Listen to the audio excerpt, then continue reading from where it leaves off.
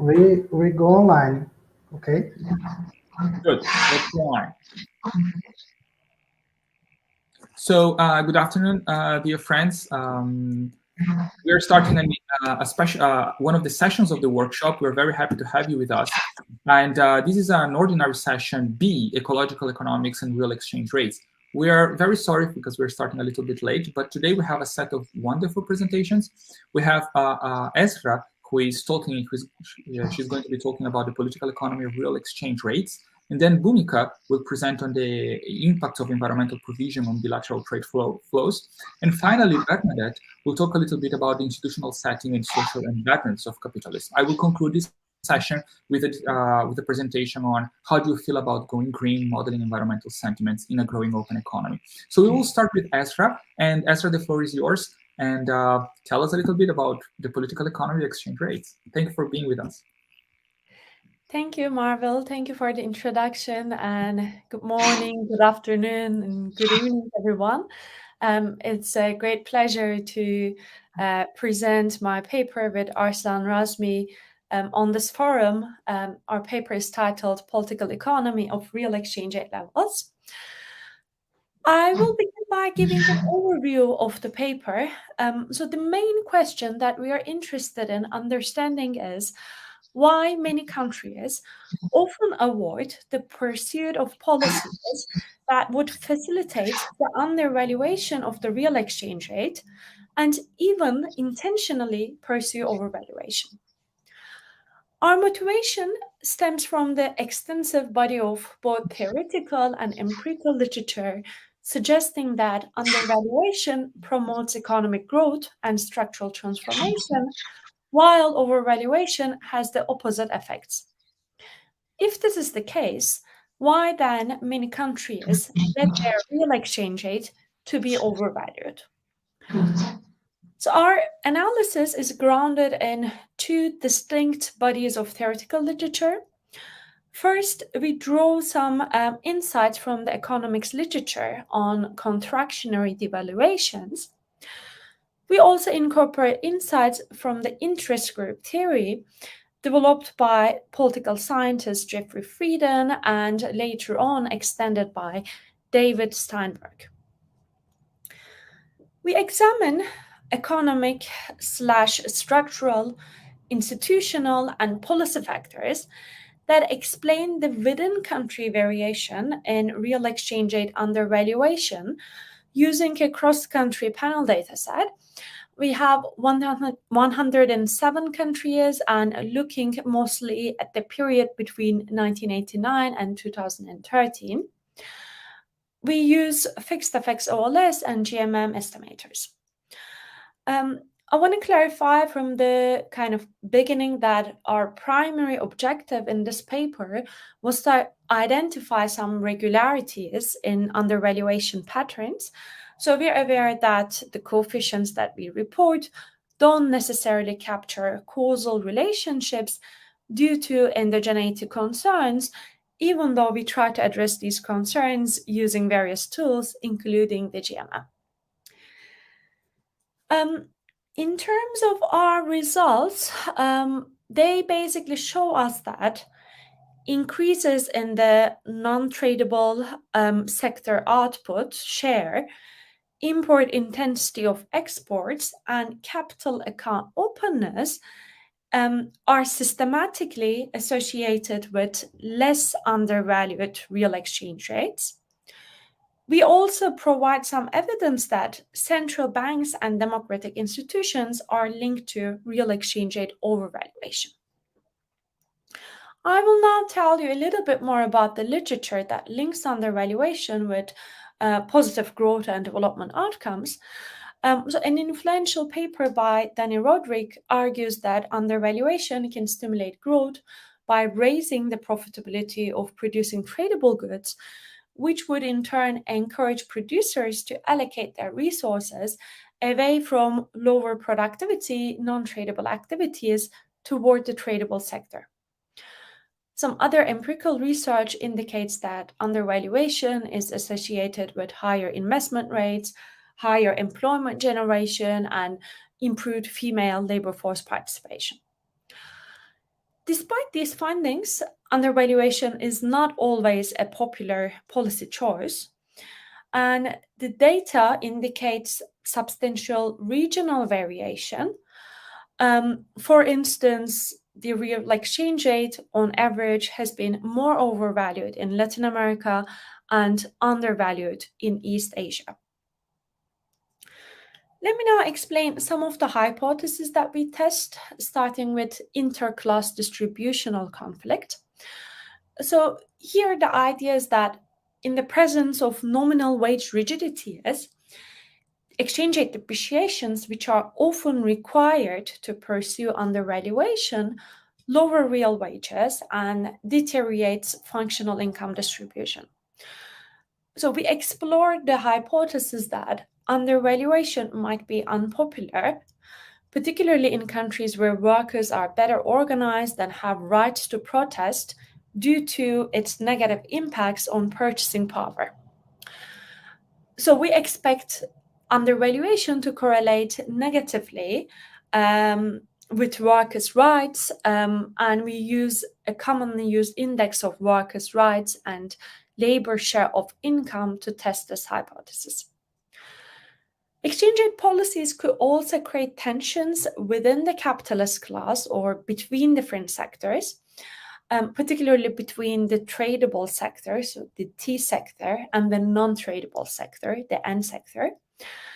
Jeffrey Frieden explores this conflict in a framework he dubs interest group theory.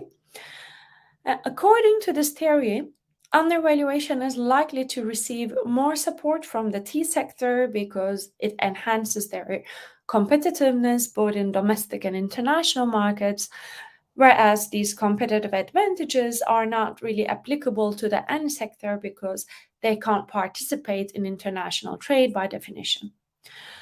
And empirical studies that build on this framework expect a positive correlation between the T sector output share and undervaluation. However, the evidence on this hypothesis has been mixed, and this prediction doesn't always fit with some of the historical examples of strong resistance against undervaluation policies, for instance, by manufacturing firms. So in our paper, we explored 3 factors that could lower the support for undervaluation. These are reliance on imported inputs, balance sheet vulnerabilities, and the reliance of the economy on quality-based competition as opposed to price-based competition. And we argue that added imported input and foreign borrowing costs that arise from depreciations impair firms' profitability, particularly for firms that compete mostly on the basis of quality. Therefore, we expect the reliance on imported inputs, foreign borrowing, and quality-based competition to relate negatively to real exchange rate undervaluation. Institutions can also affect the real exchange rate level. We expect the real exchange rate to be negatively correlated with central bank independence for 2 reasons, but I will explain only the first one due to the time constraints. So firstly, we argue that price stability objective that typically comes with central bank independence might be making it more difficult to direct monetary policy tools to achieve undervaluation, and this is because independent central banks are known to commonly tolerate and even encourage exchange rate appreciations because they are functional to tame inflationary pressures. And we argue that this could be creating a bias in favor of overvaluation. The level of the real exchange rate can also be a function of political institutions. And the idea here is that if the public favors a strong domestic currency, then governments in electoral democracies might feel more inclined to keep the real exchange rate at overvalued levels. But autocratic governments that lack political accountability or benefit from tenure security might be isolated from this kind of pressures. Therefore, we expect to observe a negative relationship between democracy and undervaluation. The first equation on the slide gives our regression specification for the fixed effects OLS model. Our dependent variable is ln under val. It is calculated following the so-called Balassa-Samuelson PPP corrected method. I can try explain what that means in the Q&A if there are any questions. So we regress ln under val on a vector of economic variables, which include things like services share of GDP, which is a proxy for the end sector output share, import intensity of exports, and so on. We also have a vector of institutional variables given by Y, which includes central bank independence and democracy indices. Then we have a vector of policy variables Z, including capital account openness, exchange rate regime, and so on. We have country and time fixed effects in all our regressions. We lag all the regressors by one period to try to address some of the reverse causation concerns. And we use both annual data and 3-year average data. We also estimate the dynamic version of this model by include the lagged values of our dependent variable as an additional regressor. And we estimate this regression using GMM estimators. So this is basically a summary of our methodology. Let me now go over some of the results. I won't really go into any details regarding the data, but happy to answer any questions in the Q&A. So for the results, I decided not to put a regression table, but I have it on the slides. I can also show that later on. We basically find a negative association between undervaluation on the one hand and services share of GDP, import intensity of exports, central bank independence, democracy, and capital account openness. These effects are both statistically and economically significant. For instance, the statistically significant coefficients that we estimate account for about 62% of the difference in average ln under val between Latin America and East Asia. Let me now discuss some of the implications of these results. So firstly, I think we can say that our findings lend support to the interest group theory. So basically, even after controlling for some factors that can lower the support for undervaluation, such as import intensity of exports or balance sheet vulnerabilities, a higher share of end sector output is still negatively correlated with undervaluation.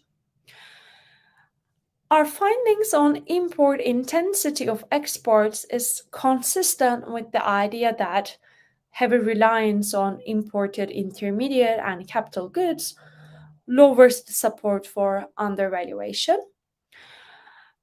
Our results further suggest that allowing monetary authorities to be fully independent might hinder the use of real exchange rate undervaluation as a developmental tool, given that the price stability objective associated with independence makes it difficult to direct monetary policy tools to target undervaluation. Likewise, undervaluation is also more difficult to pursue in the absence of capital controls. And these results tell us that undervaluation, if and when desirable, should be integrated into a broader institutional and policy framework that would involve not only capital controls, but also maybe subsidies and other types of directed measures that could ease the short-term pain associated with undervaluation. And finally, our findings imply that undervaluation might be more difficult under democratic regimes. but this result is driven mainly by the developing countries in our sample.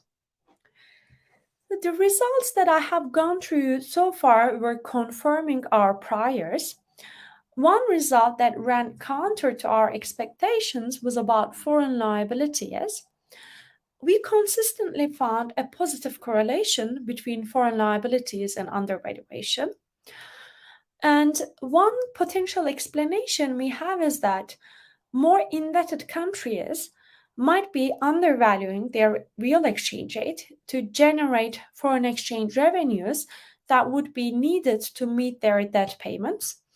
And we found some evidence in the literature showing that this dynamic was in play in several Latin American countries during the 1980s debt crisis. We performed several robustness checks and also looked at how our results differ in different country groups, but I won't go into any of those details, but happy to answer any questions you might have on that. And I don't know how much time I have, probably not much, but basically this is a research area that I plan to continue working on.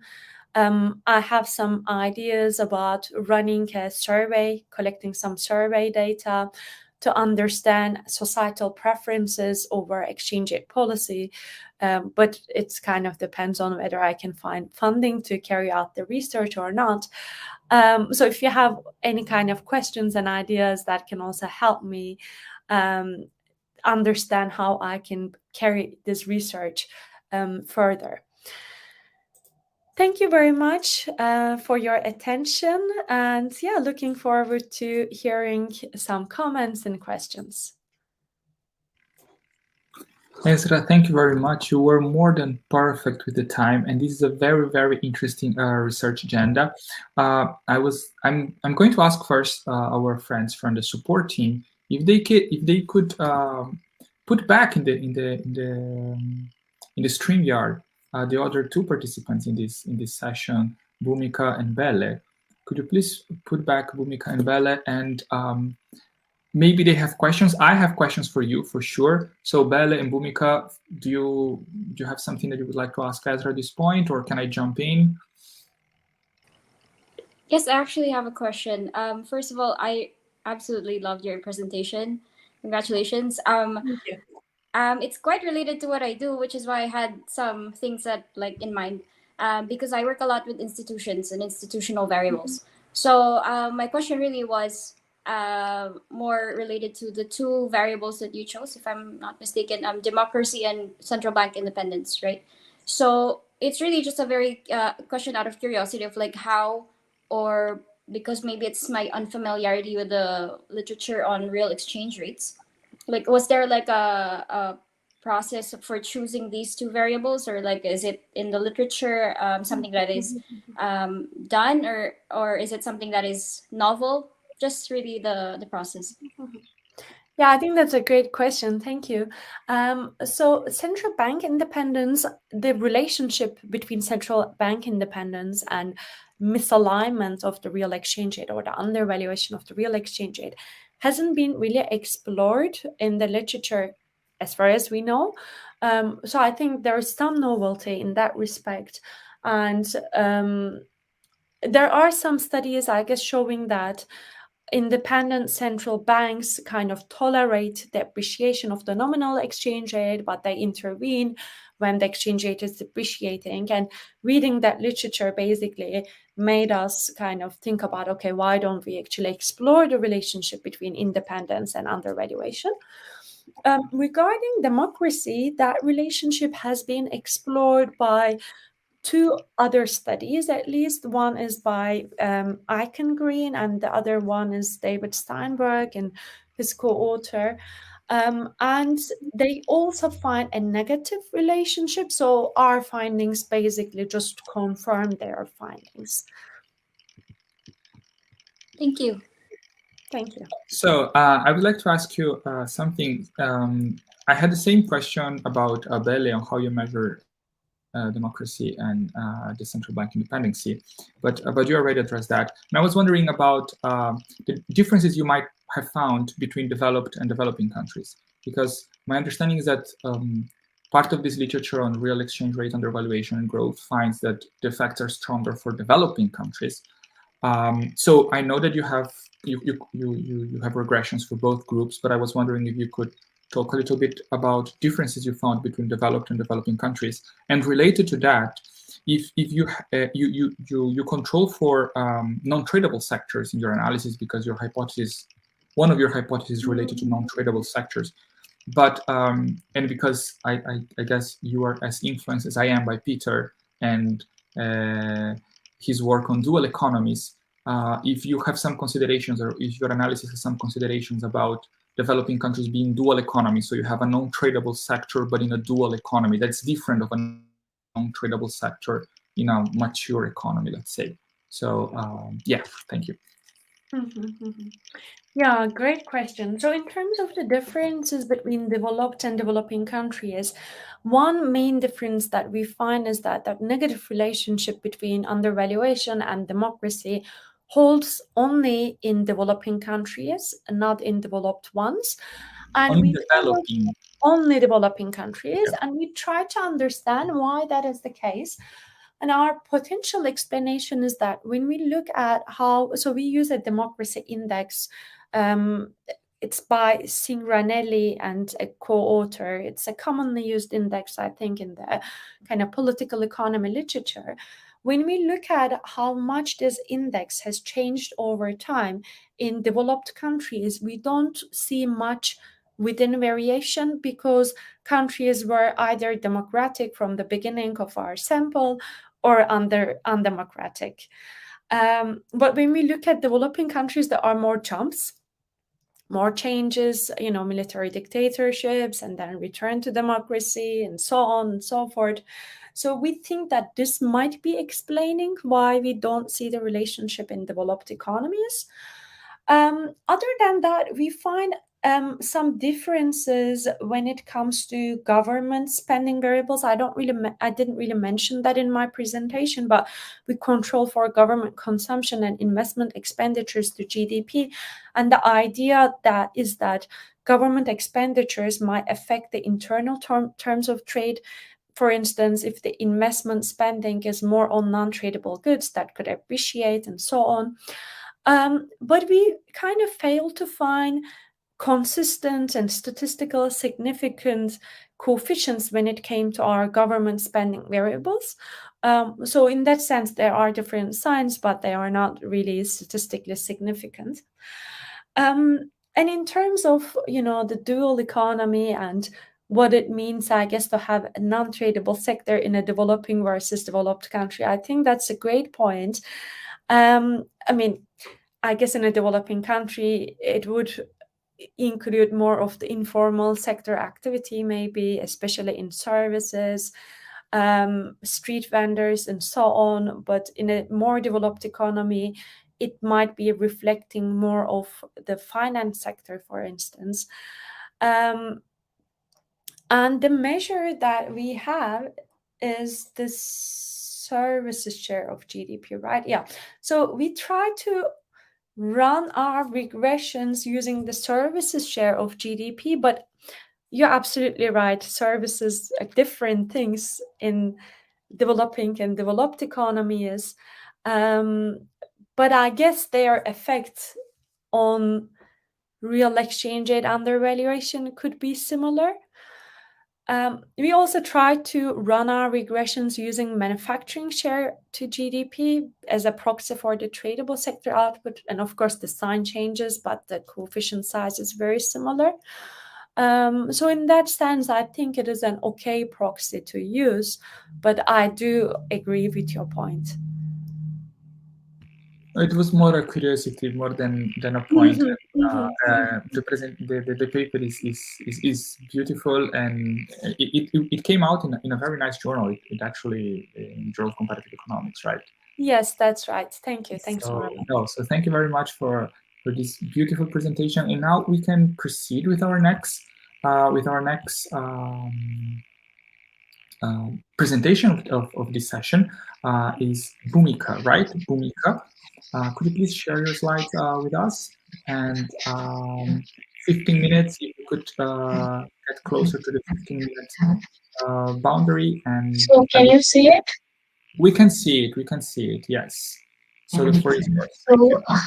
Hello everyone. I hope the day is going good with all of you. So before I start, I have to say that this presentation I have to present with one of my co-author, Shadindu. If you could let him also in, because we have decided that half of the presentation I would do and the rest will be done by him. So can you do that? We can do that if he is in the room. I guess he is in the room. So we can do that. I don't see why not.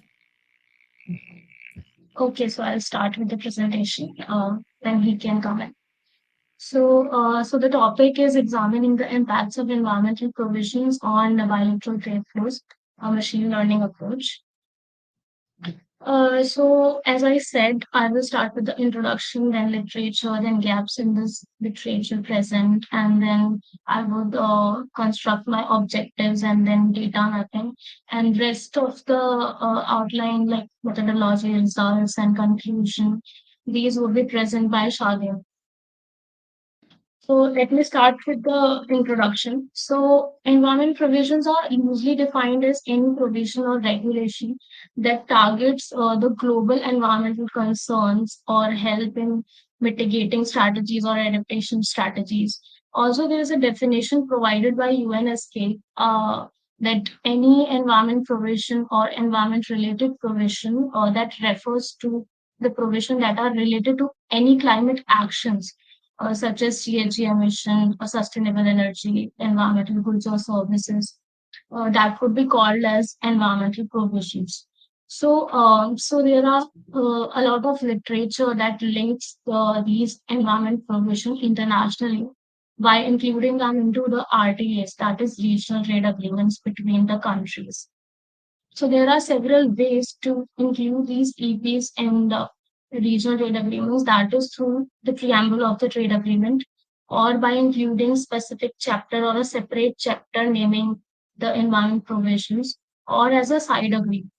So if we add these provisions in preamble, it would be more like an aspirational or non-binding environment provision. However, for the rest of the two, it will be binding environment provision.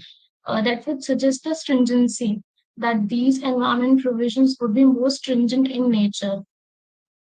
So, moving forward, so there could be many drivers to for inclusion of these environment provision in RTAs by the countries. So, for example, to contribute to international goals of environmental sustainability or environment development, as we all know, or to enhance the environmental cooperation between the partner countries all throughout the world, or to promote greening of regional trade agreements or specifically greening of trades. Next up is improving environmental laws and enforcement, or also it would increase environmental awareness of environmental governance. So these inclusion of environment provision in RTAs would eventually lead to environmental sustainability, as suggested by many literature I have read, that it will eventually lead to lessening of GHG emission and also limit global warming, which is lessening of CO2. So as I said about this environmental sustainability, we could actually increase these environmental, we can actually increase these environmental outcomes, as said in one of the recent OECD reports, that we can increase and we have led to positive environmental outcomes by strengthening these environmental laws or regulations, by introducing new institutional arrangements, by promoting cooperation or improving environmental laws and their enforcement, and obviously by improving environmental awareness amongst the countries or internationally. So, if we talk about the evolution of these RTAs, that includes environment provision, there has been a drastic change throughout the years. Like since 1990, the total number of RTAs that includes environment provision has been less than 200, which has increased to around 671 RTAs currently in 2021 that includes environment provision, at least one. Similarly, if you are talking about the average number of environment provision that was included in RTA, so if we compare again from 1990, there were almost no environment provision within a RTA. Also, the RTAs were also very less at that time, but eventually RTAs increased, but the number of environment provision that are inside these RTAs increased eventually. As you can see in 2016, the average number of environment provision in an RTA is a very high number. It is more than 70. And recently in 2020, this environment provision has an average of 50 amongst almost 25 regional trade agreements.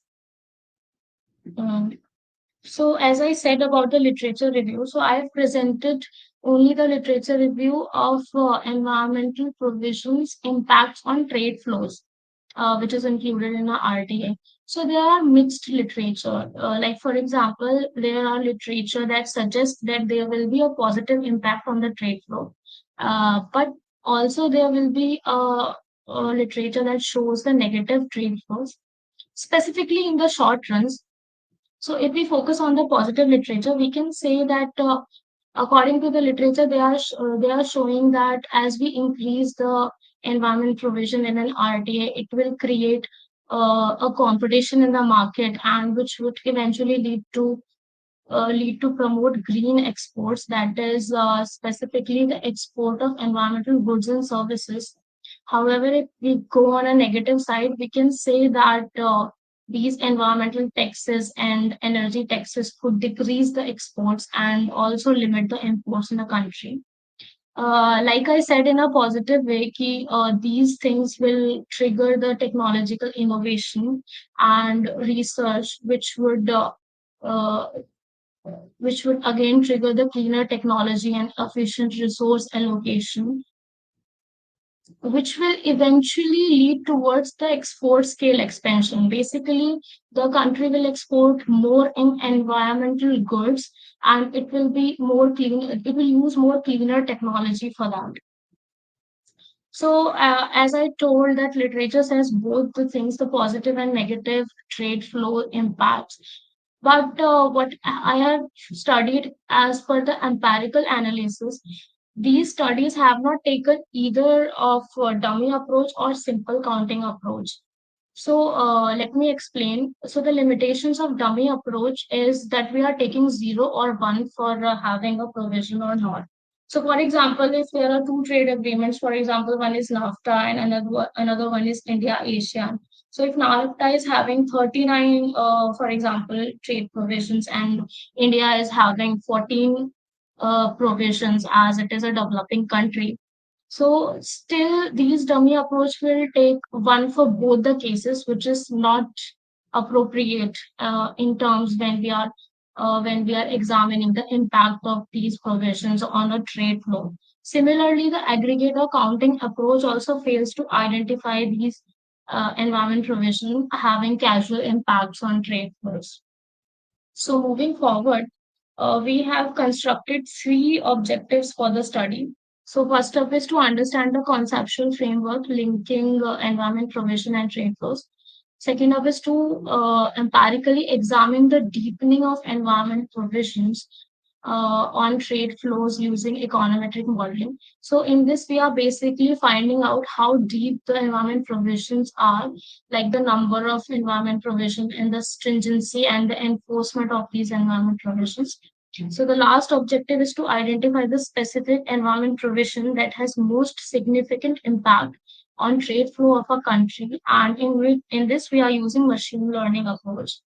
So moving forward, for the data, we have taken 49 environment provision that is provided by the World Bank RTA database. So if we see, these 49 provision has been differentiated in 7 subcategories. So So the first category is environmental goals and objective, which talks about the general cooperation towards these environmental protections. Second up is environmental and trade and investment goals. So it checks if the trade agreement has these provision which talks about the trade goals or investment goal provided outside the country or provided by the state. So third up is general environmental protection areas, which talk about the provision that targets almost all the general environmental concerns such as climate change, air, water, or soil pollution, or renewable energy, or the illegal trafficking of forest products and misusing of forest products, or the conservation of flora and fauna. So any provision that could target these environmental concerns would come under this general environmental protection area.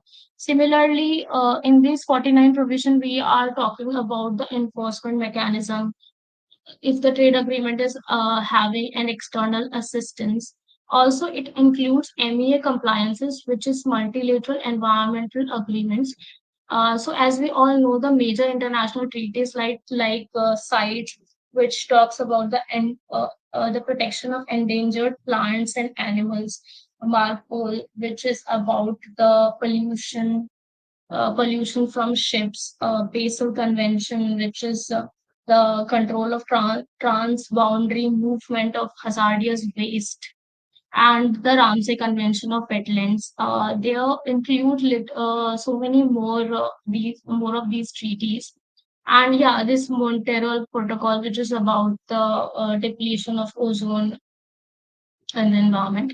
So last up is the state participation is in promoting these environmental objectives, which we are phrasing in rest of the three subcategories. So yeah, for the data part, we have taken these 49 provisions as a dummy variable, and separately we are checking the impact of having all of them or one of them on the trade agreements, countries' trade flow. So if we go further, it's the methodology part, which I would request Ardendu to take over from here. Yeah, greetings for the day. Good morning. So just to introduce myself, I'm co-author Shardendu Sharma. I'm also from India. So thank you, Bhumi. So I guess, is my voice audible to you? Just a Yes, confirmation. you are audible. Am I audible? Yeah.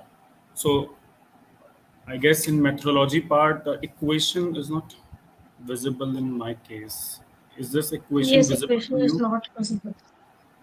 Equation is not visible actually. None of the equations Okay. is visible.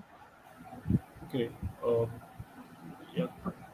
Okay. I guess we have two equations, but this slide mode is not showing.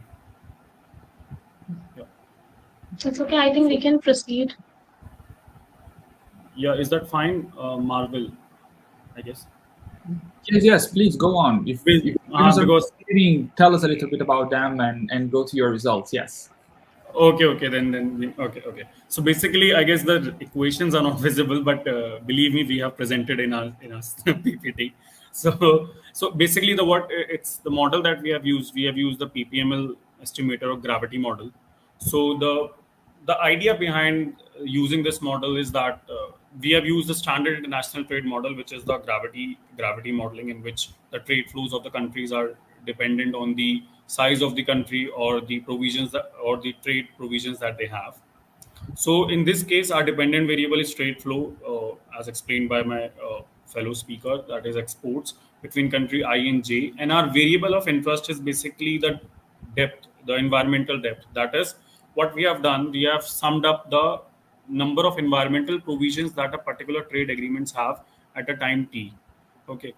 And since I could show you that in the equations we have taken all the exporter, importer, and country pair effects respectively, just for the reasons that there are high chances that country level characteristics influences both your trade flow as well as the environmental provisions. Then we can also have an issue of reverse causality, in which the countries which are trading more, they might also go for the environmental provision. So that can be a issue of reverse causality. So in order to deal with that issue also, we have used the PPML approach. Another part is that there can be an issue of zero trade flows. That is, some countries might have very negligible trade between them. So on that ground also the PPML works well. Then there can be a heteroscedasticity, that the standard econometric problem. On that ground also PPML approach is justified. So what we did, we have taken the next slide. Bhumika, just move that. Next slide. So yeah, again, I guess that's the same issue that we are dealing with.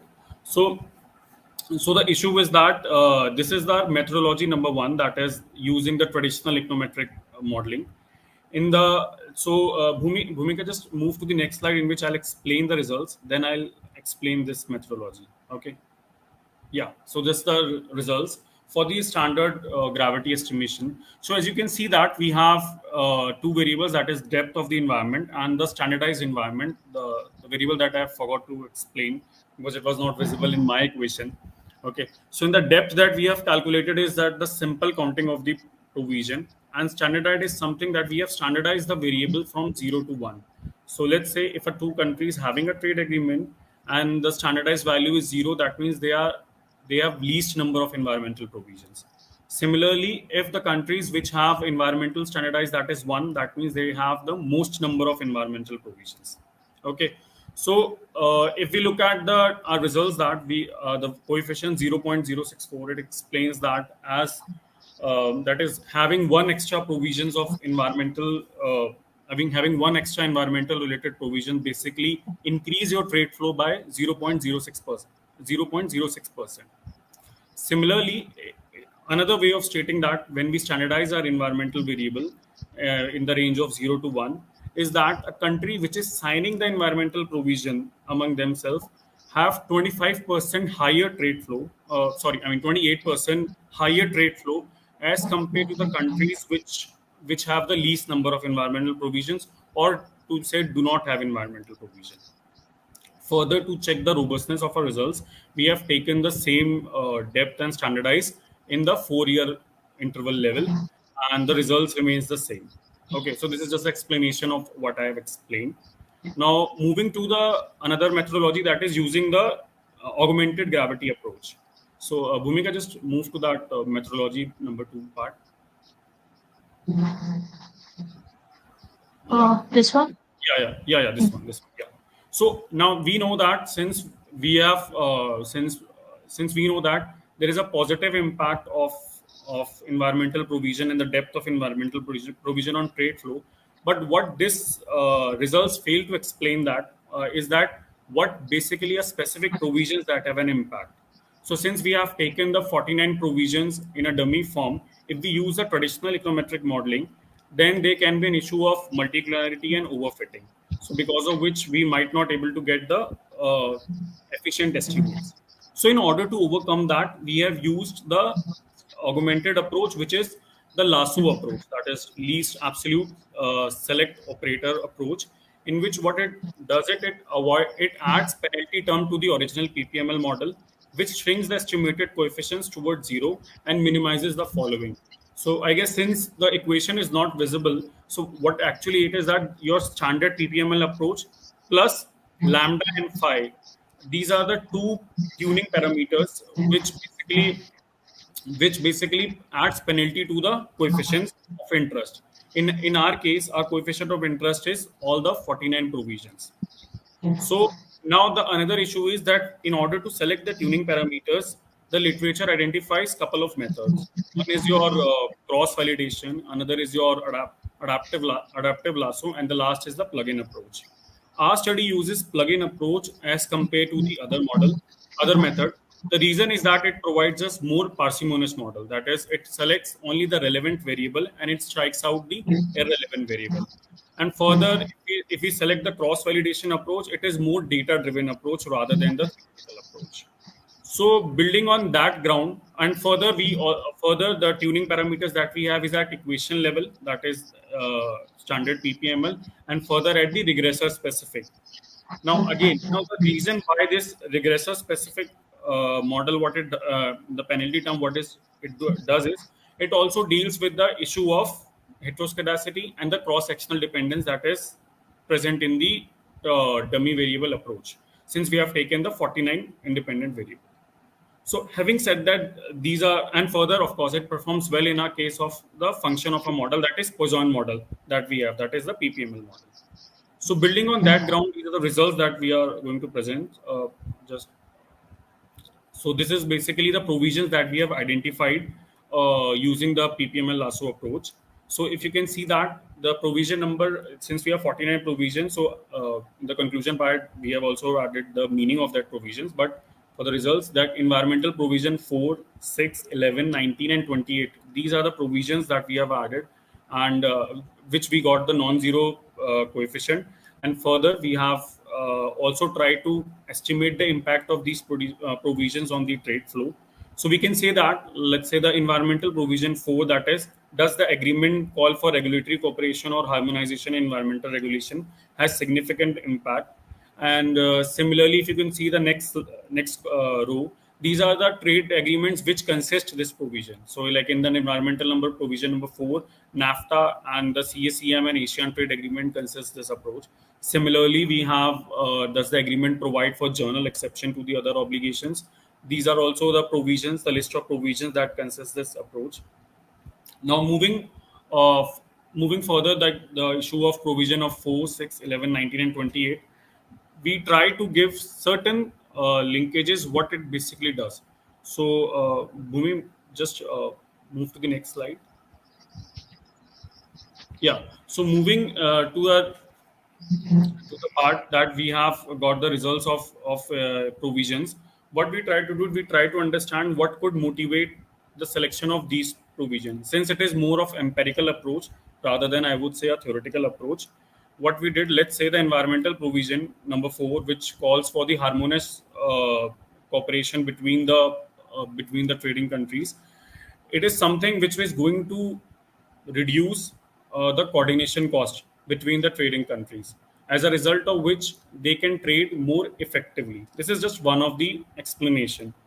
Another part is that we have another results that we have got is the provisions which deals with the pollution that we often pollution related things that we often, or the pollution that is emitted specifically due to the shipping process. Since we know that the trade is something which is more the major chunk of a trade comes from the waterways. So if the provisions which deals with the issue of pollution that is arise from the due to the shipping, it is also significantly positively impacting the trade flows. Moving, I guess, the time constraints, the last part, that is the policy implication part. Is that conclude, Sharandu? Yes, please. Yeah. Just good. Yes. Yeah, I know. Yeah. So moving the last part. So with the empirical approach, we have tried to find a specific set of EPs that are contributing most significantly towards the trade integration. Then from the policy perspective, we know that if we could identify a specific set of provisions, it will help the countries to design and negotiate the trade agreements with their partner countries, more specifically to the developing countries, as we know that NAFTA is something which is more of between the developed countries. So designing of these will provide a template to the developing countries to deal with this or to include these provisions in their trade agreements. Further, as I explained further, finally, that the increased harmonization between the partner countries in terms of specific EPs could lead to lesser coordination costs and eventually improves more the trade flow and the greener trade flow. So with this, I conclude. I hope I make myself clear. So thank you very much, and looking forward for your suggestions and comments. Thank you very much, Bhumika and Sharandu, for a joint presentation in this session. So I think we can have a moment for questions. I don't know if other friends that are with us in this panel might want to ask something. I have at least one question of my own. So Esra and Bele, you want to jump in, or may I ask my question? Okay, I will go. Go second. No, Ezra, I wouldn't dare to go before you, so please. Thank you. Thanks both for this great, very interesting presentation. Not an area that I really know anything about, so it was really curious to learn. I have two kind of actually related questions. The first one is, do you think that the impact of these environmental provisions on trade flows could also depend on the time frame?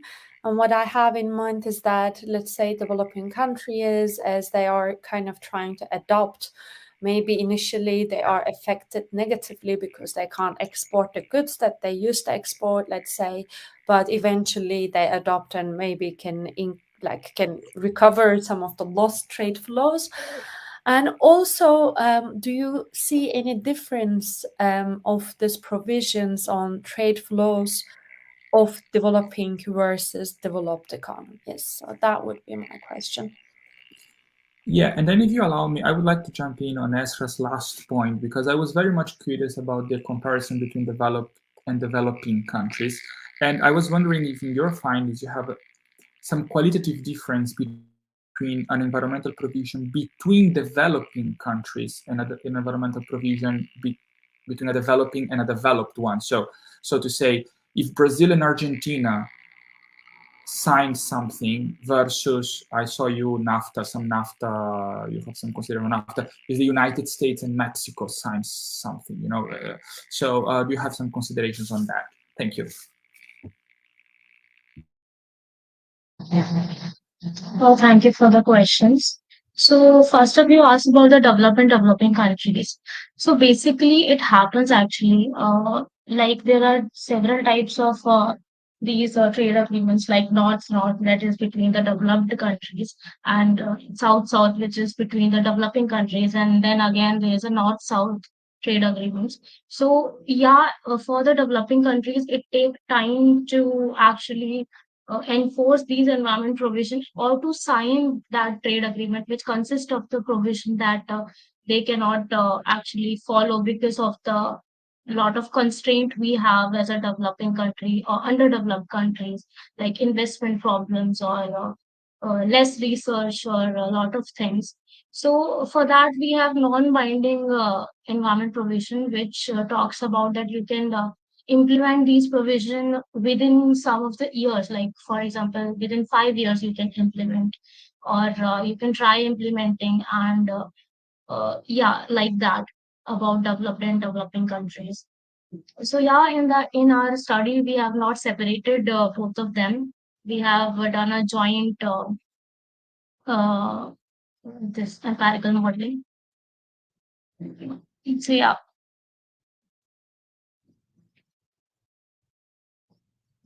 So, Sharad, do you want to add on something? Yeah, I guess just to add on, I think I guess the next thing that we're asking about that, which I think Marvel asked that how difference would be there if you could just come again. Just I think Argentina and no, just to give an example, if Argentina and Brazil sign an agreement, is different, qualitatively different than the United States signing something with Mexico, for example, right? So it's related with what Ezra was saying, I believe, on differences between developed and developing countries in your findings. Okay. Yeah, so I would say that's the very good suggestion that we could take. So since it's like if you look at the things that we empirically we can say that we can create a what if scenarios. So like let's say if you're talking about Argentina, let's say it has a trade agreement with X number of countries, and if it incorporate couple of provisions, how will the trade different if they have incorporated this provision against what is the actual level of trade? So through which we can show that okay, these provisions have led to increase in the trade flow, and as compared to the provisions if we have not incorporated. So that could be like a what if scenario that we can say that in any with respect to any countries. So that's what I could say, and that I think yes, things hold also for the developed and developing countries. So let's say if the country signs more environmental provision with the developing countries, how would the trade react? How would the trade changes as compared to if they haven't signed any of the agreement with the partner countries? So thank you so much, guys. I will have to interrupt you because we are running out of time. Yeah. That's usually the case in these sessions. But thank you for very interesting presentation and answers. And now we go to our third panelist. Thank you. Thank you. No. Bernadette Louise Halili, but she asked us to call her Belle, right? So if you could share your slides with us and start your presentation on institutional setting and social embeddings of capitalism.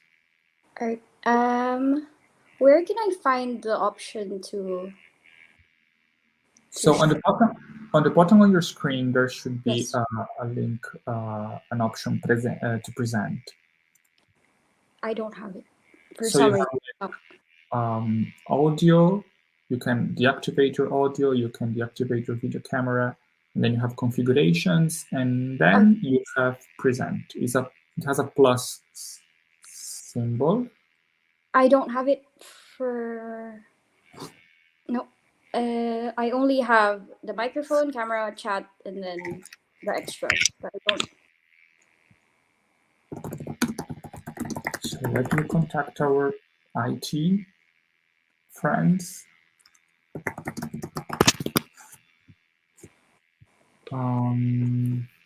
Because I have this present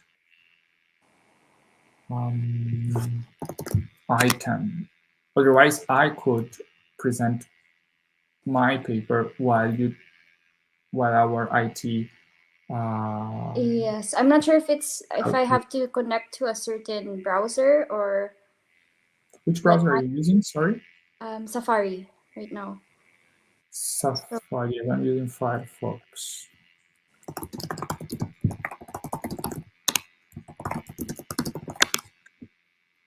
So you don't have the option deactivate audio, deactivate camera. I have those, but the present option doesn't exist for me.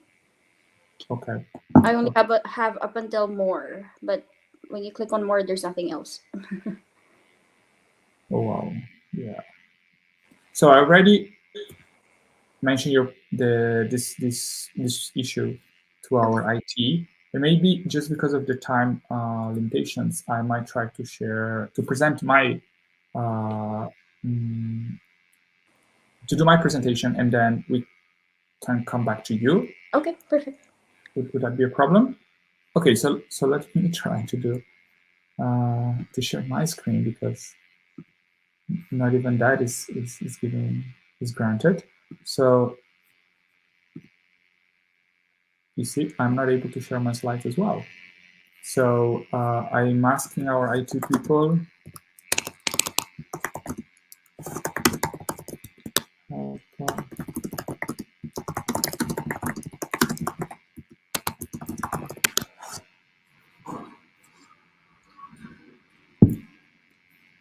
Yes, neither Belle nor I can share slides.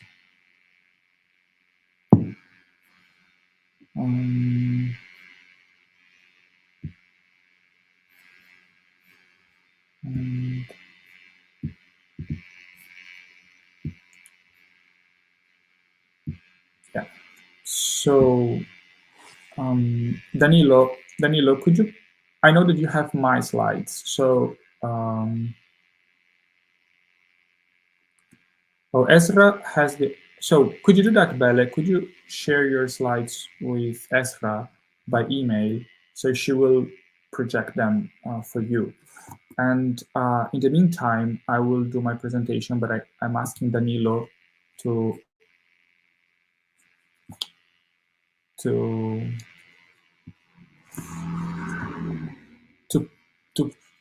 put my presentation, please. Danilo, can we do that while Belle is sharing her slides with Ezra? Could you please, Danilo, put my slides?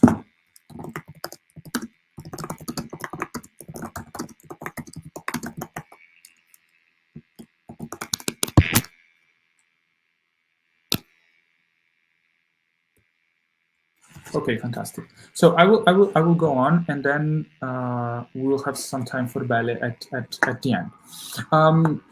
The title of my presentation is "How do you feel about going green? Modeling environmental sentiments in a growing open economy." This is a joint project with Alessia Cafferata and Serena Sordi. So Serena is from the University of Siena, and Alessia is from the University of Turin. Next slide, please.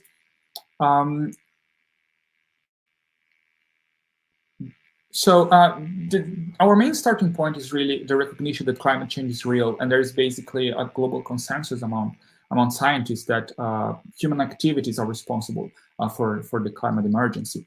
However, when you go to general attitudes to the general public seems to be divided between those that believe climate change is a very serious issue and those that are somehow skeptical, you know. And this heterogeneity in attitudes towards climate change makes climate change to be also a social phenomenon, so to speak. Next slide, please. So let me show you a little bit of data of what I'm talking about. Next slide, please. So when you go to the, this is the World Risk Poll survey from 2019, but figures don't change much in the last edition of the survey in 2021. Only 40%, basically 40% of the population believes climate change is a very serious thing. This means that 60% doesn't share that opinion. And here we're talking about a survey with more than 140,000 people in 141 countries. So next slide, please. And of course, these figures hide a lot of heterogeneity between regions. So if we're talking about Southern Europe, for example, or Latin America, more than 70% of the population agree. So you have a certain consensus there that climate change is a very, very serious issue. So more than 70% agree that we should do something strongly about it. But these shares fall. So in the United States, only 50% see climate change as a very important matter. And then next slide, please.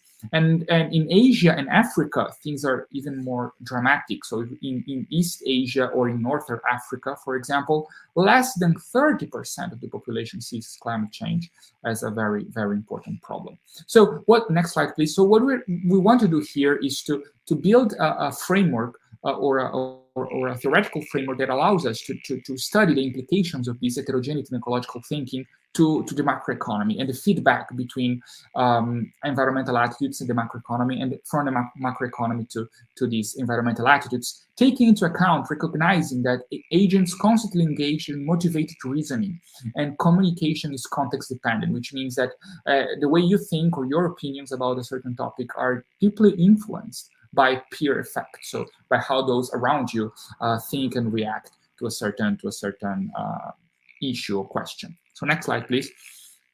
So there are different ecological and environmental models. What we will try to do is to explore a bridge between Tirol's law. So this is one of the most successful empirical regularities among demand-led growth theories or alternative theories of growth and distribution, and Porter's hypothesis. So the idea of Porter's hypothesis is basically that environmental regulation can foster competitiveness. And there are different versions of this hypothesis. We adopt a positive attitude towards the Porter's hypothesis, and we maintain in its general form. Environmental regulation can somehow foster competitiveness. And Tirol's law, the main intuition of Tirol's law is that countries, or most countries with minor exceptions, cannot sustain increasing balance of disequilibrium current account, cannot sustain increasing and persistent current account deficits.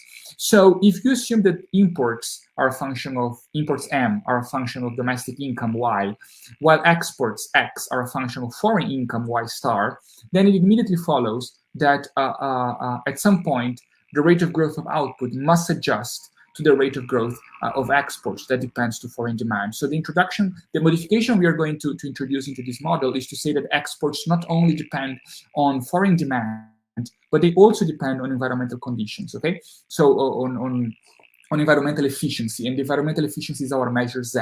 And somehow this expression is related to the previous presentation in this panel. Next slide, please. So, so let's talk about the main blocks of equations in our model very briefly. We assume that the population is divided between two groups. So N is the total population, is divided between N plus and N minus. N plus are those that believe climate change is a very important issue, and N minus are those that have, or they don't believe, they don't care, or they think climate change is not that important. And then if we divide the population between these two groups, we can define a small n as the difference between these two groups, so that we obtain at the end of the day an index phi, an index phi that's equal to small n divided by capital N, and this phi goes between -1 and 1. So when phi is equal to 1, everybody believes climate change is a big problem. If phi is equal to -1, people oppose to that idea. They are somehow climate change deniers or neutrals. If phi is equal to 0, you have the population divided 50-50, right? And of course, phi can be any value between -1 and 1. Now we have we will adopt a switching probabilities approach for the probability of switching from a negative to a positive attitude and from a positive to a negative attitude. So that's what the two equations we have in number 2.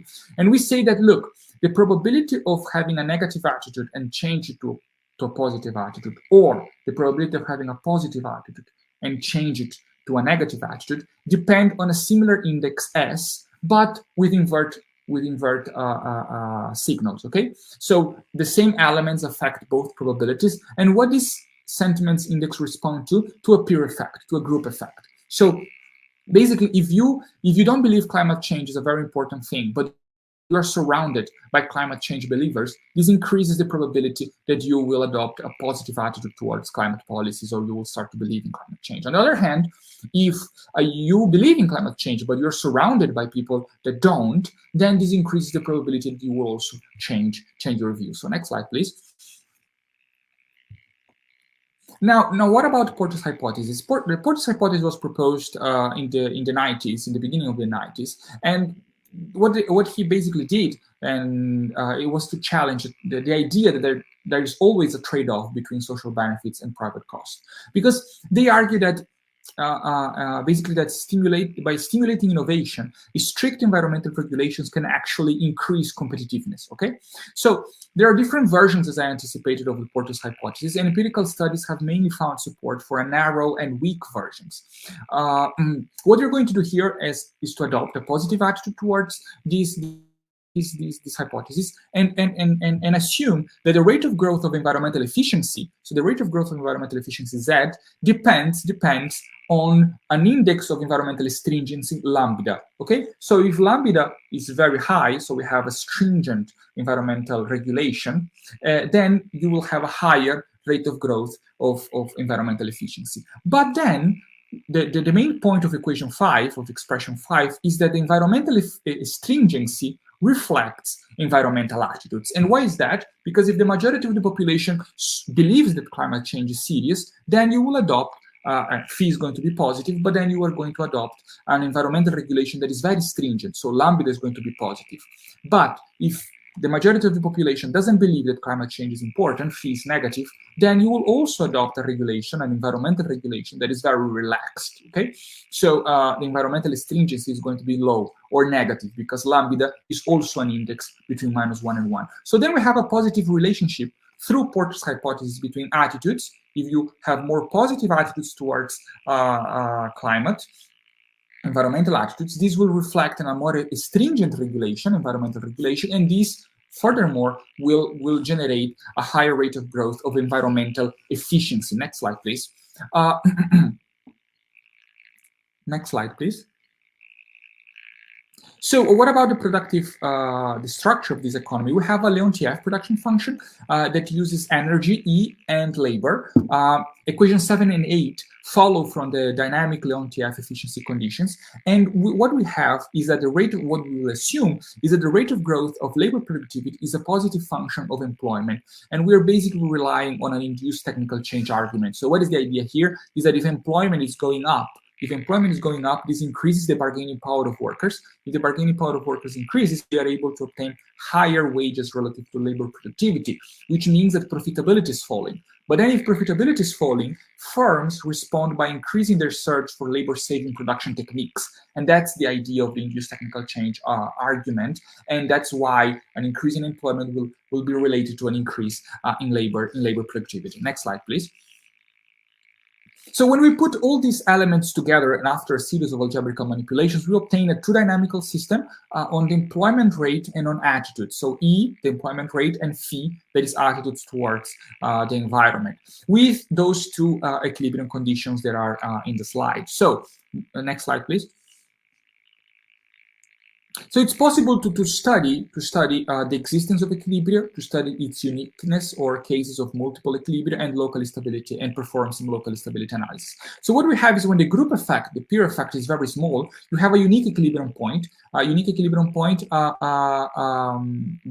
beside a unique non-trivial equilibrium point in which the population is divided between the two groups, equally divided between the two groups. Next slide, please. But when you increase the group effect, so when the peer effect becomes very strong, which means that you start to care a lot about what other people think about climate change. So you have two additional non-trivial equilibrium solution with positive employment, two additional P2 and P3. And in one, the majority of the population supports climate policies. And because of Porter's hypothesis, you will have a higher employment rate. While the other equilibria, you will have the majority of the population opposing climate policies or don't believe in climate change is a very serious issue. And because of Porter's hypothesis, you will have a lower employment rate. Next slide, please. So this is in a diagram basically what is happening for the equilibria with positive employment. In the diagram of the top on the left, we have the unique equilibrium point when the group effect is very small. But as you increase the group effect, mu1, and mu1 passes a threshold, you have two additional equilibrium solutions, one with phi positive and one with phi negative, and a positive employment rate, of course. Next slide, please. So what we have is that when the group effect is weak enough, the equilibrium point P0 is a saddle, while P1 is a locally stable node. On the other hand, when the peer effect is strong, what we have is that P0 becomes unstable, P1 loses stability and becomes a saddle point. But the most interesting cases happen with the two extreme solutions when the majority of the population either supports climate policies or the majority of the population opposes climate, doesn't believe in climate change. Next slide, please. And that is shown in this figure. So we have on the vertical axis on the panel on the left the employment rate, and on the diagram on the right the phi, our phi index, and we have a one-dimensional bifurcation diagram. So as we are increasing the group effect mu1, when mu1 is less than 1, we have a unique equilibrium point that is stable with the population divided between these two groups. But when mu1 passes a certain threshold, we have a pitchfork bifurcation, and the blue equilibria appears with the majority of the population believes in climate change, coexistence with the orange equilibria when the majority of the population opposes climate change. And if you keep increasing this peer effect, you have a flip bifurcation and a series of p-dedoubling bifurcations leading to a complex dynamics. And finally, we have a chaotic crisis when these two attractors merge. Next slide, please. So what we study is that if it's possible to achieve, we're interested in if it's possible to achieve a unique green equilibria, because having two equilibria is not stable equilibrium points. It's not a good scenario here, because an economy might be trapped in a bad equilibrium with people that don't believe in climate change. So if it's possible with the stochastic shocks achieve a unique equilibrium solution, and the answer is no. Next slide, please. Next slide, please. What we have is that if the stochastic shocks are small on attitudes, you don't overcome the basins of attraction of each equilibrium point. But if the stochastic component is very strong, then you jump from one basis of attraction to the other, and that's not you have waves in which you either support, the majority of the population supports climate policies, and then the majority of the population opposes, doesn't believe in climate change. So you have this wave, and this is not a desirable solution. So we proceed. Next slide, please. Studying the case, well, in our initial model, we assume that sentiments, environmental sentiments, only depend on peer effects. And that's not true. We know that's not the case. People take into account many other variables. So what happens if, as in 12, we assume that environmental sentiments also respond to pollution? So pollution, the rate of growth of pollution, with a parameter mu2 that captures the sensitivity of sentiments to pollution. What is the idea here? If the pollution is growing very fast, people realizes that climate change becomes a more serious thing, and this increases the probability of supporting climate policies. Next slide, please. So we, after a series of algebraic manipulations, arrived to a very similar two-dimensional map, again with the following equilibrium conditions. Next slide, please. And we can perform a similar analysis, right? When about the existence of equilibria, when it's unique, multiple, and local stability analysis. We're going to focus here in the paper and in this presentation on the cases with multiple equilibria. So suppose you have already a basis of attraction with the majority of the population supporting climate action, and another one with the majority of the population opposing climate action. Next slide, please. Next one.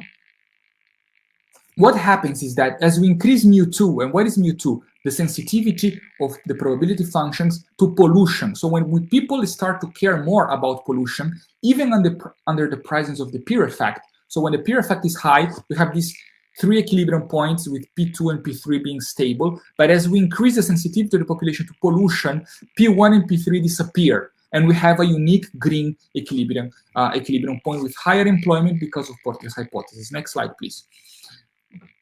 It's possible to show that that equilibrium point is going to be, that unique green equilibrium solution is going to be stable. So next slide, please. And with this, I will conclude my presentation.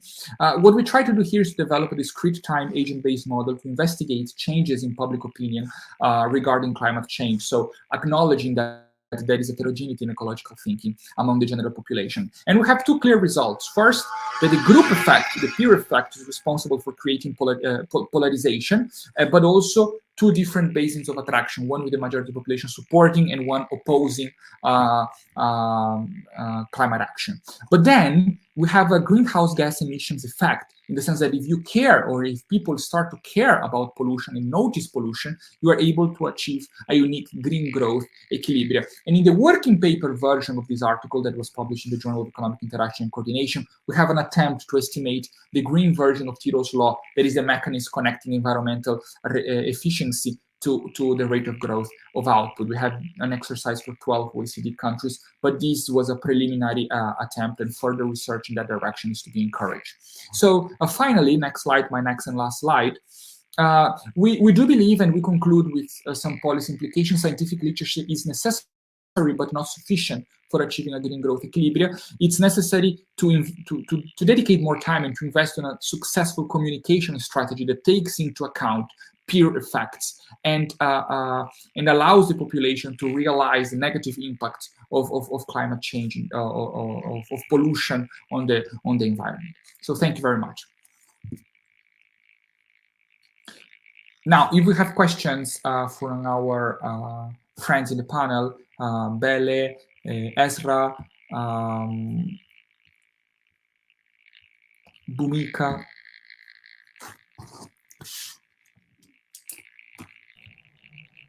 I have some questions. Yeah.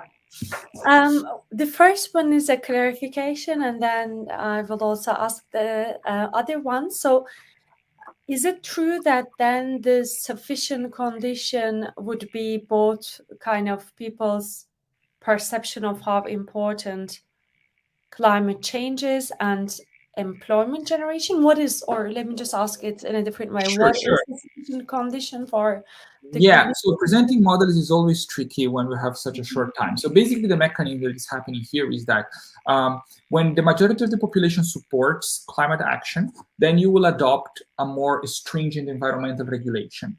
Mm-hmm. And then as the environmental regulation is more stringent because of Porter's hypothesis, this will mean that the rate of growth of environmental efficiency will be higher. But as the rate of growth of environmental efficiency is higher, this has a positive impact on the quality of the goods you export. So your exports are going to be higher. Because of Tirol's law, as your exports are higher, your rate of growth of output compatible with equilibrium, the balance of payments, is going to be higher. Now, the rate of growth of output being higher, firms need to hire more workers to match demand. So the employment rate will be higher in that equilibrium. And you can repeat the same reasoning on the opposite case for the equilibrium in which the majority of the population doesn't believe in climate change. Now, what we are saying is that the coexistence of these 2 equilibria happens because of the peer effect. If the peer effect is too strong, you will have these 2 equilibria. But if you are able to increase the people's sensitivity or response to pollution, the bad equilibria disappear, and then you remain only with a green equilibrium. That's basically what is happening. Thank you. Okay. Yeah. That really, I think, explains it a lot. In one of your graphs, I think you had kind of like Latin America, maybe some like Western or more developed economies at the beginning when you were motivating it. I don't know if it is possible to go back to that graph, but to me, it kind of looked like the sensitivity in Latin America seemed relatively high. And I was wondering whether you think that is a function of how educated people are, or people are maybe affected more by climate change and they are kind of like sensitive because of that. And also, like, is there any kind of good empirical evidence on Porter's hypothesis? Because it seems like a lot of your kind of conclusions depend on that. If you could maybe say something about that. Sure. So thank you again, Ezra. So about the Latin America, yes, Latin America and Southern Europe have the highest levels of somehow awareness about the gravity of climate change. And for the moment, we don't have an answer, a clear-cut answer. But I'm very much interested in comparing Latin America with Asia. And we are applying to a couple of grants, and that's more or less when these projects, we are asking money to study more about exactly these two regions, the comparison between Latin America that is going through a deindustrialization problem, but has very high believers of climate change, versus Asia, that is like the factory of the world, but doesn't seem to care much about. So intuitively, I believe that there is a connection, and that's a connection that we want to explore. We don't have an answer for that in this paper. And so I will stop there. About Porter's hypothesis, empirical evidence of Porter's hypothesis, yes, there are different versions of Porter's hypothesis. And in the paper, we'll revisit this. There are three versions at least.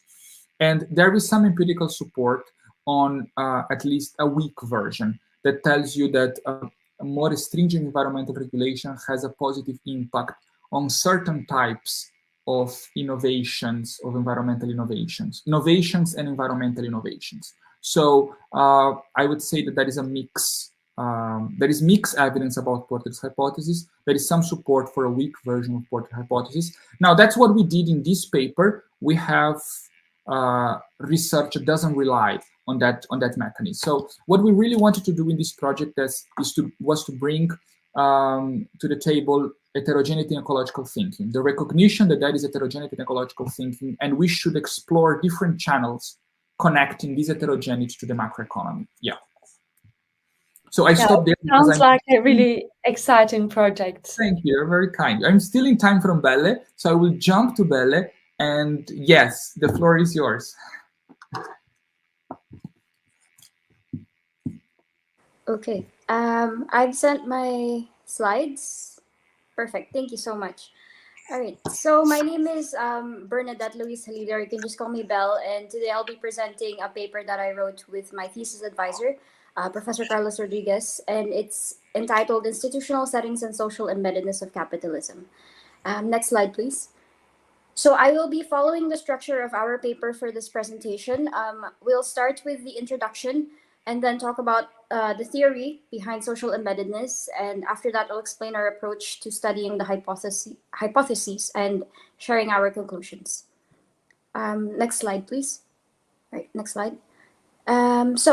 This study builds on the concept of social embeddedness of capitalism, which was proposed by Hunt and Utam in 2017, and focuses on the concept of degrees of social embeddedness, which was argued to be a useful predictor of economic performance.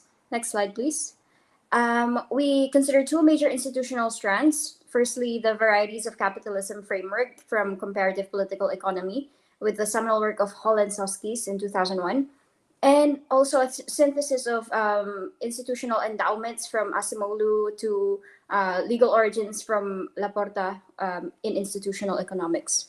Next slide, please. So our main research question asks how the level of social embeddedness affects economic performance. We define social embeddedness as the role of society through the extent to which it is included or excluded in coordination with other economic actors in such as the market and the state in a capitalist system. Next slide, please. So next slide, we are going to talk about the theory building, or how we first conceptualize the concept of social embeddedness before we then operationalize it. So in order to understand it, we actually look at 3 levels in the literature, because it's a concept that exists in many different fields. For example, not just in political economy, in sociology as well.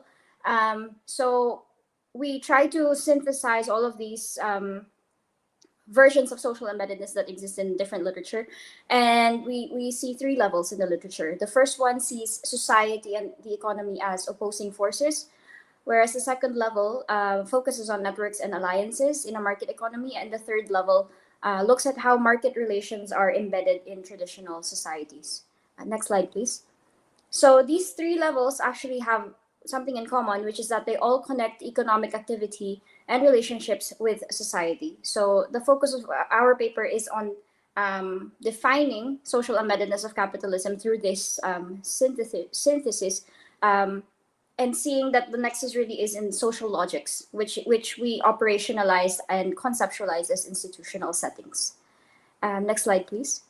So to measure social embeddedness as institutional settings, we use two variables. The first one is institutional configuration, which are varieties of capitalism types, as corresponding predominant coordination mechanism and institutional comparative advantage are their most salient features. So they capture as well social logic, structural barriers, and all at the country level. So we operationalize them using 8 dummy variables for 8 different types, or types of varieties of capitalism, which I can show later on. And basically the main hypothesis is that different institutional configurations and degrees of social embeddedness are able to foster varying production and innovation strategies, and to explain aggregate national economic outcomes, such as growth, as in this paper, or even inequality. So next slide. Yes, when social participation in economic activities is highly unequal due to hierarchical, patrimonial, and family relations that exist at the macro level, we see lower levels of social embeddedness, and therefore the hypothesis is that these lower levels lead to worse economic performance at the aggregate level. Next slide, please. So the second way that we operationalize institutional settings is, or social embeddedness, is through the interaction between formal and informal institutions, formal being legal origins and informal being non-independent past. So these are dummy variables again, but we interact them together. So we have 4 legal origins and then 1 dummy for whether or not a country had a non-independent past, which we define as well later on. I can talk about it. And legal origins, and the reason is because legal origins and historical context play a role in a country's path to becoming a modern capitalist state. So we see that these are path-dependent and stable institutions that evolve incrementally and therefore connect the past with the present and the future. So this is how we see that this interaction is actually important. Next slide, please. So we find that countries with a non-independent past inherently had lower levels of social embeddedness before their independence. And then features of the legal systems that were simultaneously put in place prior to independence helped either cement or counter these degrees of social embeddedness, which is why the interaction is more important than taking these 2 variables separately. So that is where we argue that path-dependent legacies that we still see today can come from. Next slide, please. Next slide, yes. So now for our empirical approach. It's the order is kind of strange, but basically these are the hypotheses that we test by taking 2 multiple linear regression models using 2 different estimation techniques for panel data analysis. So we want to know how social embeddedness as the dependent variable, as an independent variable can affect long-run growth as the dependent variable. So the table here first highlights the macroeconomic controls that we have, which I will show the equation later on, but these are the standard macroeconomic controls for growth in the literature, and the justification for them and the respective hypotheses or expected signs. Next slide, please. And then these are the 2 variables of interest that we we try to test them in two different models. The first one being the varieties of capitalism, and the second one being the interaction between legal origins and non-independent past. And as you can see, the expected sign can either be negative or positive depending on the particular type or the particular interaction. Next slide, please. Yes, so these are the two equations. Equation 1 having varieties of capitalism as the variable of interest at the end, and equation 2 with non-independence and legal origin interaction. Next slide, please. So we use a sample of 24 countries that are identified in the varieties of capitalism literature for a time period between 1995 to 2019 using pooled ordinary least squares and correlated random effects for panel data analysis. And next slide. So this is the list of the countries that we used, and the reason that we were able to come up with this is because really we were mainly limited by the literature, by the countries that were already identified in existing literature. So we chose 3 countries per type, and then that worked from there. Okay, so now I'm not sure if you can see the results very well, but the first table, this is for institutional configurations, both of them. But the first table uses pooled OLS versus the second table uses correlated random effects. And as you can see, most control variables are significant and show the correct signs. And more specifically, the dummy variables for liberal market economies and state-permeated market economies are found to be positive and significant, while mixed market economies and family market economies are negative and significant. So these are the 4 varieties of capitalism that we found to be significant in these estimations. So more specifically, according to the literature, liberal market economies are characterized by competitive markets, formal contracts, and radical innovation. On the other hand, state-permeated market economies, LMEs, or liberal market economies, some examples are the United States, Canada, and the UK, versus state-permeated market economies are Singapore, China, and India in the sample.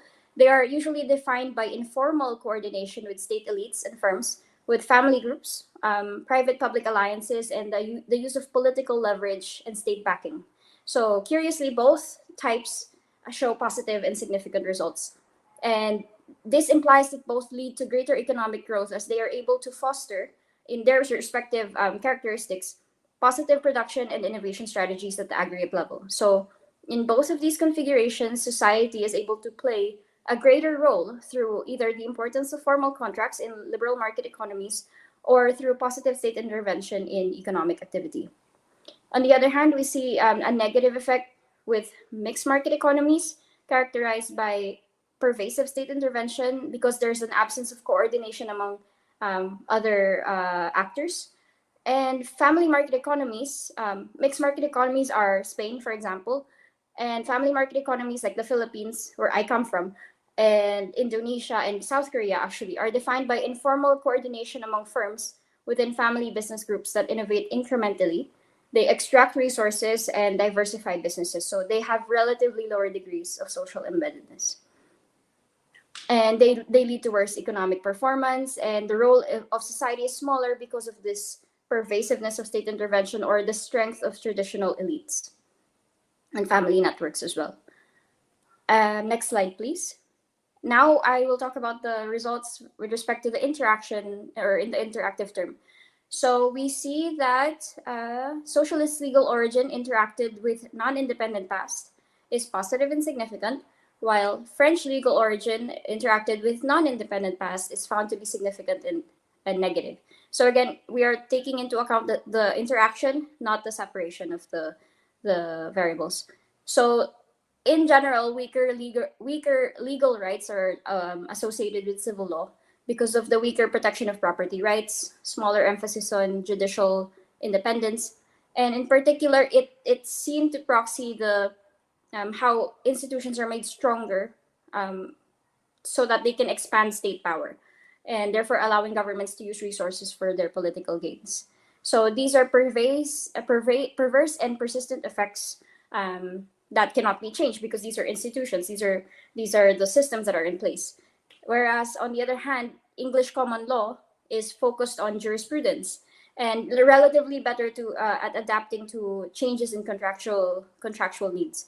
So in other words, civil law institutions reinforce state power, whereas common law institutions restrict it.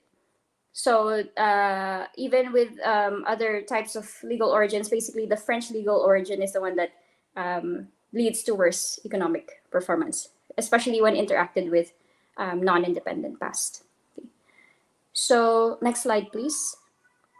Yes, a concrete example here shows the relationship between these two are actually dimensions of institutional settings, meaning the configurations and then the interactive term. They are correlated but not endogenous. So in the case of family market economies, this is very clear. As I said, we have extractive family markets, which are Indonesia and the Philippines. Both of them adapted French legal systems through either Dutch and Spanish colonialism, and are better at taking resources and diversifying businesses in a single family group. However, encompassing family markets such as South Korea is of German legal origin and due to Japanese imperialism, and enjoy comparative advantage in quick responses to new market opportunities. So they can be of the same varieties of capitalism even if their legal origins or their independent pasts are different. So yeah. And next slide, please. All right, so it's seen that capitalist systems with patrimonial coordination mechanisms, hierarchical relations lead to worse economic performance. And this is due to the stable and path-dependent importance of these patronage networks in these institutional configurations, which is why path dependence is very important in this study. Next slide, please. So yeah, the same one. All right, next slide, please. So to conclude already, sorry, next slide. Hello. Next slide, please. No, the previous one. Sorry, it's yes, there we are. So basically to conclude, so the study has contributed to the literature through the novel approach to social embeddedness because it's using this synthesis, which as far as we know, has not been done of these two major institutional strands, and for its conceptualization, and also on the other hand for its operationalization, because these two variables were completely novel. In this case, we really thought about it, and it's not something that already exists in the literature. And also the fact that it was used in order to consider effects at a macro level, at a macroeconomic outcome, using an empirical approach, which is actually for varieties of capitalism, at least, it's not very common to use this framework. Next slide, please. So given that social embeddedness is found to be very important, our policy recommendations are with respect to pursuing redistributive justice, increasing social participation, and improving social capital at the national level. And we also recommend for future studies to consider the explanatory power of other capitalist diversity frameworks outside of the varieties of capitalism, because there are a few synthetic frameworks in the literature. That's it. Thank you. Thank you so much, Belle, for a great presentation, a very interesting topic. And I will invite again our friends that are participating in this panel. Ezra, I'm calling your name, but also but not only you, but also Bhumika and her co-author that also presented today with us. If you have questions to Belle's project, I have questions of my own. So, but I let Ezra, for example, to move first, or I can go. You tell me. Thanks, Marvel. I have one question. Happy to go. So it's about some of your results. So I guess just to give like one example, you did mention that mixed market economy is, you find that that has a negative impact on economic growth. And I guess you mentioned that that could be because of absence of coordination and this kind of economies. So when you were presenting your results, I really enjoyed that you kind of like mention some potential mechanisms, some potential channels to explain why you have positive or negative coefficients. And I was wondering if you think, in future research, maybe there could be a way of identifying those channels empirically. Thank you so much for that question. Yes, that's one of the things that, let's say, was very difficult with the use of this framework, because these are definitions, let's say, that were made throughout from 2001 onwards. So it's an evolving thing. Whereas the, let's say, the classification itself doesn't necessarily change. There's a lot of, there's not a lot of movement there.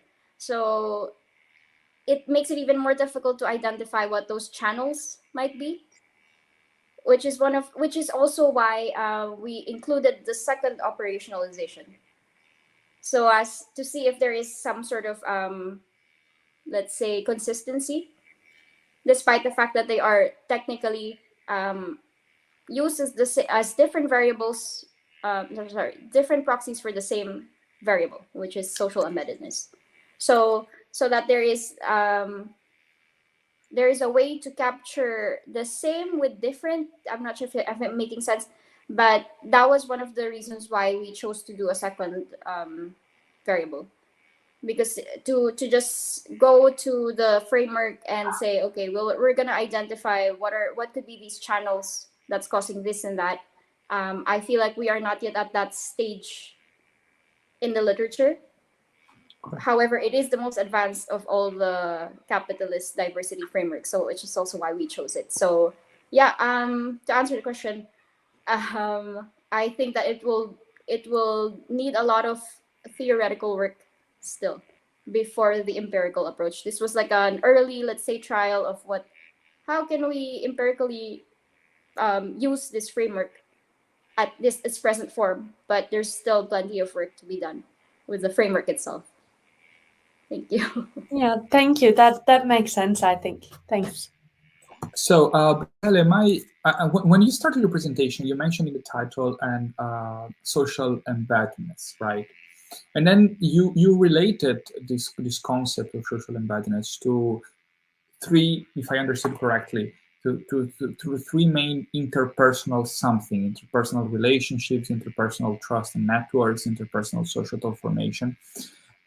And while you were saying those things, in my head, I was like social capital, because this is very much related to a literature on happiness, well-being, and social capital. But then your presentation got like a very different direction. So I was wondering if you have a space for this social capital, how you see your results related to this social capital literature. And then second, I was very intrigued when you mentioned informal institutions. I am interested in informal institutions, and I was wondering how you took into account their existence, because you mentioned something about past colonialism, but it was not that clear to me how informal institutions were included in the regressions. Thank you. All right, thank you very much for these questions.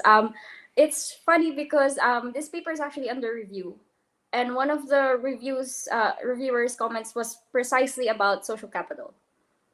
And so it has given us something to think about, but at the same time, something to clarify in our writing, which is that our focus in this concept of social embeddedness is social logics. So there is it's let's say it's related to social capital, but it is the mechanism, more sociology perhaps than political economy or economics in general. But the idea is that our focus, which is also why we chose to highlight the salient features of each coordination mechanism for each, it's in one of the slides, for each type of variety of capitalism, is that we are seeing where they are different in the way that you as part of society can relate to and be part of the economy. let's say. So instead of you being part of the social capital, you are part of society, and there is a predominant way to do things. So now the focus is on the social logics, which is also why we had to go through the 3 levels to show that the conceptualization of social development is not very flat and clean. It's branching out here and there, but in any case, our focus is on the social logics, or the way that things are done, let's say.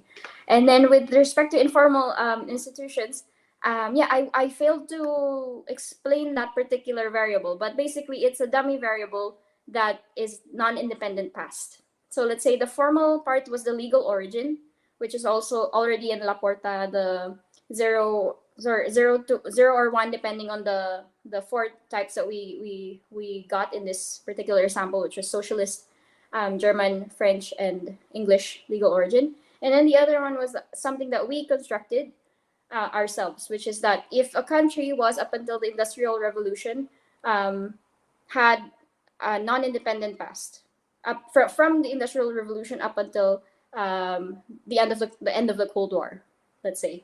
So that time period, that is what we consider to be the time period in which a capitalist state becomes a modern capitalist state. So it's okay. like yeah. So I don't want to make this very, very long, but wouldn't it be easier just to call this colonial or non-colonial past? Because when you mention about informal institutions, what Right. comes to my mind are the things that are not written, but still matter a lot. So yeah, so yeah. So I think it was perhaps a matter of interpretation, so that it would be parallel to formal institutions, because modern statehood, for example, is also something that is not necessarily written in every historical, let's say, background of a country, but it's there. And the way that you become a modern capitalist state also depends on how it was introduced to you. Okay. Whether you're actually a state when you became a capitalist or not. Okay. So that was like it. I think it merits another paper probably to explain it, because it's a very new interpretation, let's say, of this. But that was the idea behind why it was called an informal, to parallel the formal. No. Thank you so much. And thank you. No. Thank you to all our panelists. We're coming to the end of this session.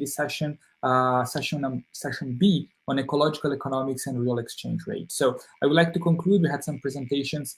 Ezra covered political economy and the real exchange levels. Buknika and a co-author talk a little bit about environmental or the environmental provisions and bilateral trade flows. Bernadette Belle gave a beautiful talk on institution, social capital, no social embeddedness of capitalism. And I talk a little bit about attitudes, heterogeneity, and ecological thinking. So thank you very much to our friends that were following or that will watch this session on YouTube. Thank you for our panelists for being here, and I hope to see you around. Today was a virtual presentation, but maybe one day in person. Have a wonderful day, evening, and take care. Bye, everyone. Bye. Thank you so much. It was nice to meet all of you. Thank you. Likewise. Bye. Bye.